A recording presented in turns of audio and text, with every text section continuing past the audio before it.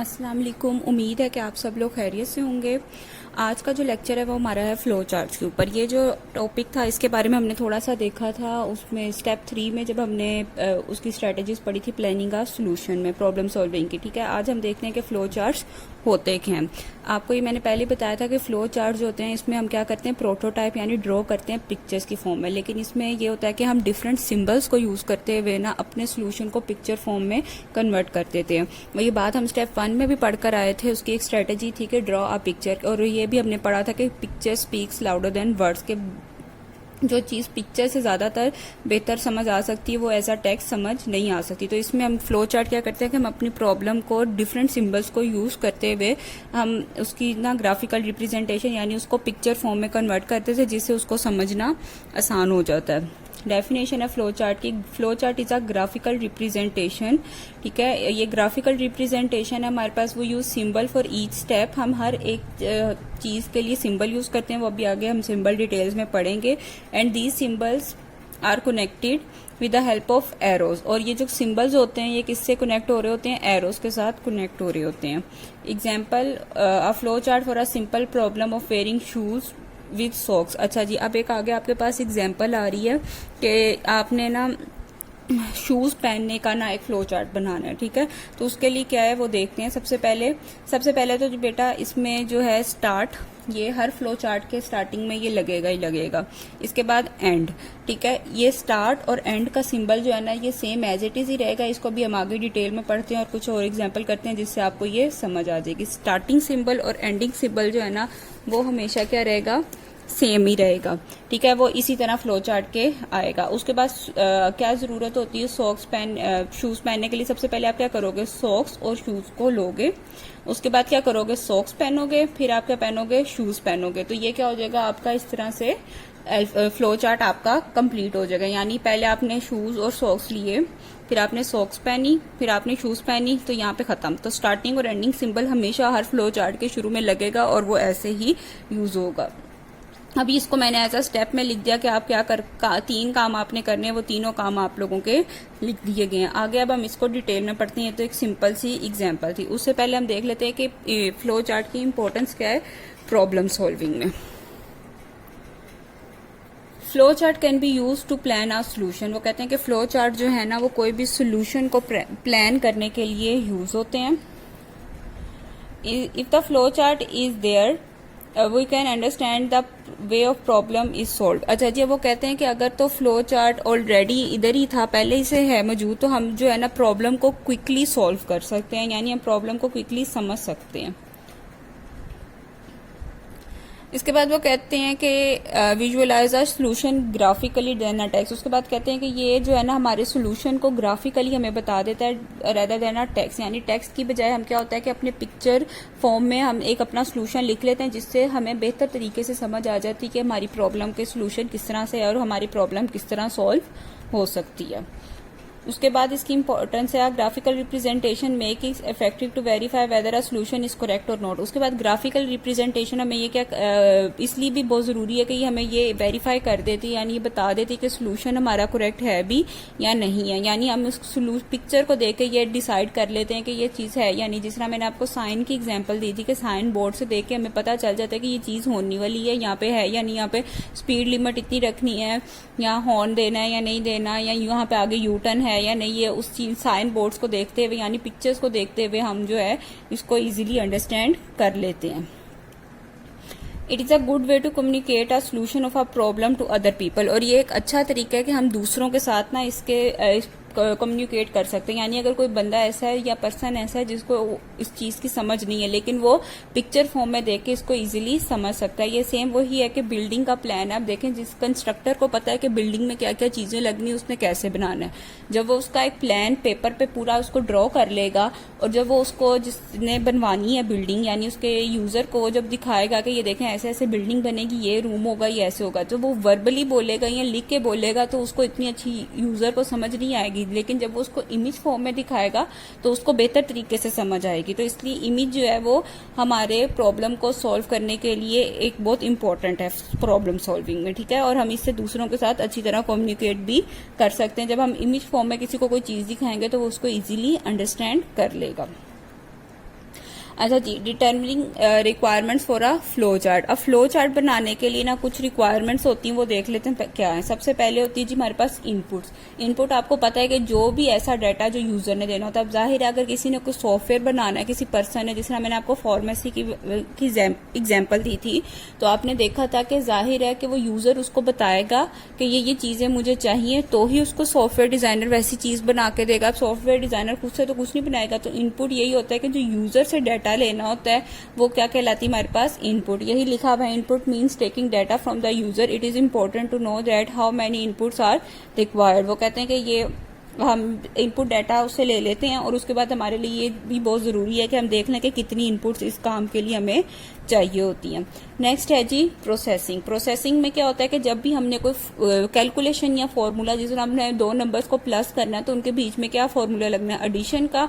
तो एडिशन जो होगी वो क्या होगी, प्रोसेसिंग होगी, और जो नंबर्स होंगे वो क्या होगी हमारे पास, आउटपुट होगी। तो वो यही कह रहे थे, processing step are use for performing calculation and storing the result of the calculation. यानी जो भी हमारी कैलकुलेशंस होंगी वो सारी कौन परफॉर्म कर रहा होगा, प्रोसेसिंग में हो रही होंगी, और रिजल्ट को भी स्टोर कर रहा होगा। दे में include increasing, decreasing a value, add, multiply, dividing to values. ठीक है, यहाँ हमने किसी वैल्यू को इंक्रीज कराना है, डिक्रीज कराना है, एडिंग, मल्टीप्लाई, डिवाइड या कुछ भी करना है, तो ये क्या हो रही होगी, हमारी प्रोसेसिंग हो रही होगी।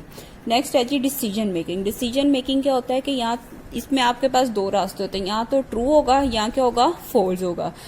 अब आप लोगों के फेसबुक या जीमेल के अकाउंट होंगे, ठीक है, जब वो बनाए होंगे आपने, अगर उसमें इन्फॉर्मेशन आपने कहा होगा यूजर नेम डालें और पासवर्ड एंटर करें, ठीक है। अगर आपका वो, अब उसमें क्या है, कंडीशन लग गई है कि अगर तो यूजर नेम और पासवर्ड करेक्ट है तो उसको होम पेज पे ले जाओ, अगर यूजर नेम और पासवर्ड करेक्ट नहीं है तो रिकवरी पासवर्ड वाले यहाँ उसी पेज पे उसको रहने दो और उसको शो करा दो कि जी आपका पासवर्ड और वो करेक्ट नहीं। तो वहां पे क्या लगी होती है, डिसीजन लगी होती है कि आपने यहाँ तो येस हो तो इसको इधर ले जाओ, फॉल्स हो तो इधर ले जाओ। तो डिसीजन मेकिंग हम तभी लगाते हैं जब हमने कोई भी डिसीजन लेना हो, किसी चीज में, दो चीजों में से एक चीज को चूज करना हो कि अगर वो ट्रू हो तो ऐसे कर दो, फॉल्स हो तो ऐसे कर दो। तो डिसीजन मेकिंग हमेशा हम तब करते हैं। Determine whether a statement is true और false is called a decision making. इसके बाद आउटपुट। आउटपुट आपको पता है कि जो हमारी इन्फॉर्मेशन होती है, जो हमने सारी यूजर से ली होती है, उसको क्या कर देते हैं, यूज कर लेते हैं और ये डिस्प्ले कर देता है रिजल्ट को हमारे, ठीक है। अच्छा जी, अब आ गए हैं जी सिंबल्स ऑफ फ्लो चार्ट। ये सिंबल्स हैं, मोस्ट इंपॉर्टेंट सिंबल्स हैं, ये आपने याद करने हैं। इनके बारे में आज जब तक आपको पता नहीं होगा तब तक आप जो है अपनी फ्लो चार्ट नहीं बना सकते। यही सिंबल्स को यूज करते हुए हमारे पास बनता है फ्लो चार्ट, चाहे प्रॉब्लम कोई भी हो, सिंबल्स यही यूज करने, हर काम का एक अलग अलग सिंबल है। सबसे पहले है जी फ्लो लाइन। फ्लो लाइन क्या करती है कि हमारा फ्लो बताती है कि किस डायरेक्शन में डाटा ने फ्लो करना है, यानी टॉप टू बॉटम फ्लो कर रहा है या लेफ्ट टू राइट। इन्हीं दो तरीके से हमारा जो है ना फ्लो कर रहा होता है, या तो टॉप टू बॉटम होगा या क्या होगा, लेफ्ट टू राइट। तो फ्लो लाइन जो होती है it is use to determine the flow of steps in a flow chart, यानी मेरा फ्लो ऑफ डाटा या फ्लो ऑफ स्टेप बताते हैं कि किस फ्लो से इस डाटा ने आना है। जिस तरह मैंने आपको कहा कि शुरू में स्टार्ट लाजमी आएगा, उसके बाद हम इनपुट लेंगे, फिर प्रोसेसिंग होगी, अगर कोई डिसीजन होगा लेने वाला उस प्रॉब्लम में तो डिसीजन लगेगा, अगर नहीं होगा तो डायरेक्ट हम आउटपुट शो कराएंगे और उसके बाद क्या हो जाएगा, हमारा एंड हो जाएगा। यानी कि हमारा फ्लो एक बता रहा है कि ये स्टेप बाय स्टेप इसने इस फ्लो में काम करना है। इसके बाद ये आ गया टर्मिनल। टर्मिनल क्या होता है कि जो स्टार्टिंग और एंडिंग सिंबल होता है ना, उसको हम क्या कहते हैं, अपना टर्मिनल कहते हैं। जो स्टार्ट और एंड का सिंबल है उसको हम कहते हैं टर्मिनल, और ये स्टार्ट और एंड सिंबल हर एक के अंदर, हर फ्लो चार्ट के अंदर लाजमी लगता है। इसके बाद ये आ जाता है प्रोसेस। प्रोसेस आप पढ़ रहे हैं कि क्या हो जाता है कि ये ऑपरेशन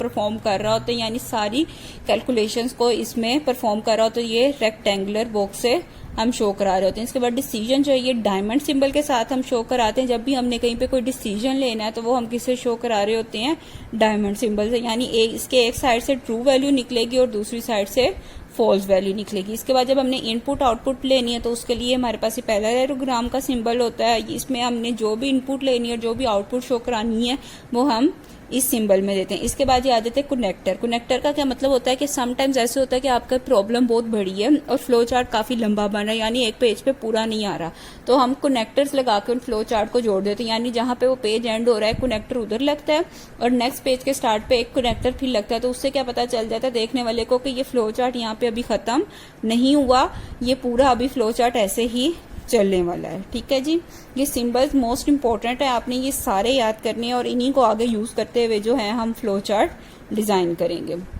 अब यहाँ पे मैं आपको एक फ्लो चार्ट की एग्जांपल दे रही हूँ, acceleration of a moving object. अब एक्सेलरेशन जो है वो आपने फिजिक्स में पढ़ी हुई है। एक्सेलरेशन का मूविंग ऑब्जेक्ट का formula is equal to force divided by mass. अब जो यहाँ पे फोर्स और मैस है, इसकी वैल्यू जो है इसने किससे लेनी है, यूजर से लेनी है, और प्रिंट क्या कराना है इसने, एक्सेलरेशन को। चलें देखते हैं इसको। सबसे पहले जी क्या आएगा हमारे पास, स्टार्ट, जिस मैंने आपको पहले बताया कि टर्मिनल सिंबल हमारे पास लाजमी रहना, तो ये क्या है हमारे पास स्टार्ट का टर्मिनल है। हमेशा फ्लो चार्ट हमारा किससे होना है, स्टार्ट के टर्मिनल से स्टार्ट होना है। इसके बाद जी हमारे पास हमने इनपुट लेना है। इनपुट क्या लेना, हमने मैस और फोर्स को, यानी इसकी वैल्यूज लेनी है इनपुट, और ये वैल्यूज कौन दे रहा है हमें, यूजर बता रहा है कि ये वाली वैल्यूज डालोगे तो हमारे पास ये आ जाएगी। इसके बाद जी अब हमने क्या करना है, ये हमारे पास क्या हो गया, इनपुट सिंबल हो गया।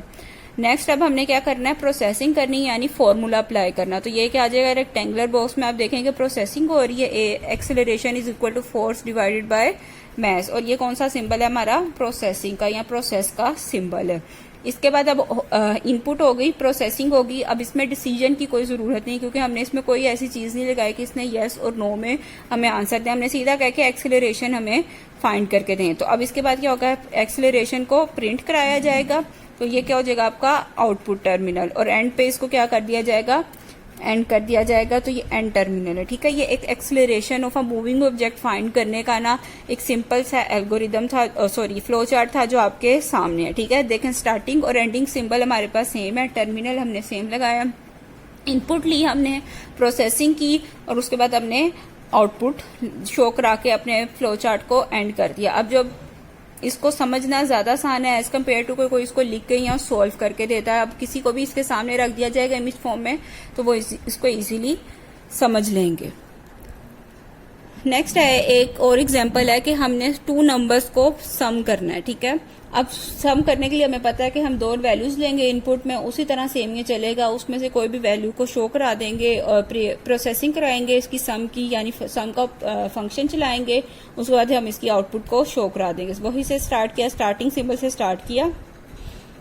इसके बाद ही हमने इनपुट लिया, हमने यहाँ पे वैल्यू बता दी, मतलब लास्ट में हमने यूजर से वैल्यू लेके बताई नहीं हुई थी, हमने सिर्फ फोर्स और मैथ्स लिखा हुआ था। ठीक है, यहाँ पे हमने बता दिया कि यूजर ने हमें ए में कहा है कि 2 रख दो और बी में हमें क्या कहा है 4 रख दो। ठीक है, उसके बाद जी हमने कहा कि अब सम कर दो इसको a प्लस बी, और a प्लस बी के बाद हमने इसको कह दिया कि प्रिंट कर दो जी हमारा सम। ठीक है, अब आप देखें इनपुट और आउटपुट वाला जो सिंबल है वो दोनों सेम है। जब भी हमने इनपुट और आउटपुट लेनी है तो हमने पैरेललोग्राम लेनी है, प्रोसेसिंग हमारी रेक्टेंगल में होगी, और टर्मिनल सिंबल जो है वो हमारा इस तरह का होगा। ठीक है, और फिर हमने क्या कर देना, अपने फंक्शन को एंड कर देना है, तो हमारा क्या हो जाएगा, एक सम का फ्लो चार्ट बन जाएगा। क्लियर है, इसकी अगली जो एग्जांपल है वो हम अभी आगे करेंगे। अभी फिलहाल आप ये बेसिक लेवल पे समझ लिए, आपको समझ आ गई होगी कि फ्लो चार्ट होता क्या है, बनाते कैसे हैं, और इसके सिंबल कौन कौन से। इसमें अभी आपकी इंपॉर्टेंस इसकी क्या है, और डिटर्मिनिंग रिक्वायरमेंट्स क्या क्या जरूरी होती है हमारे पास।